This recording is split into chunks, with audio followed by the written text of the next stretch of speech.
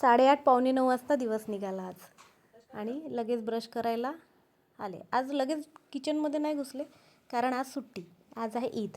माझ्या सगळ्या मुस्लिम बांधवांना ईदच्या हार्दिक शुभेच्छा. Hi everyone, welcome back to my channel. माझं नाव आहे रुपाली.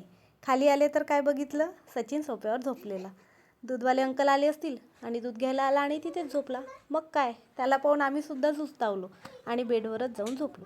थोडा वेळ रिलॅक्स केलं, गप्पा केलं आणि नंतर मग छोटे मोठे कामं करायला घेतली. आज म्हटलं फार काही खूप कामं करायची नाही कारण आज मूडही नव्हता आणि जवळपास असे काही काम करायला होते पण नाही जास्त.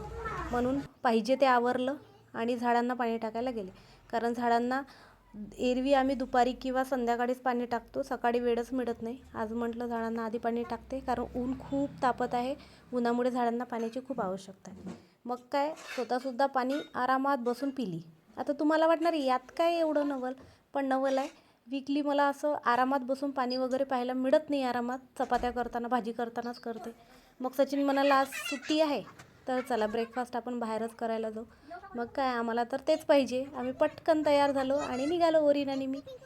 मग लॉक वगैरे केलं आणि मग काय खायचं तर डोसा, आमचा ऑल टाईम फेवरेट. मग आम्ही नाश्ता करायला गेलो.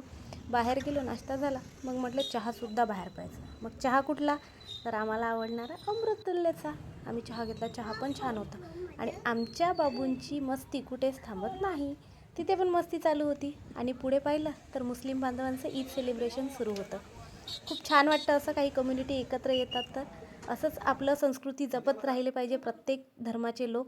आणि मग घरी आलो, थोडा वेळ आराम केला आणि नंतर आमचा प्लॅन झाला कुठेतरी जायचा. आम्ही बॅकपॅक करून कुठे जात आहे तुम्हाला नक्की कळेल. आमचा नेक्स्ट ब्लॉग पाहायला विसरू नका आणि आम्हाला फॉलो करायला विसरू नका.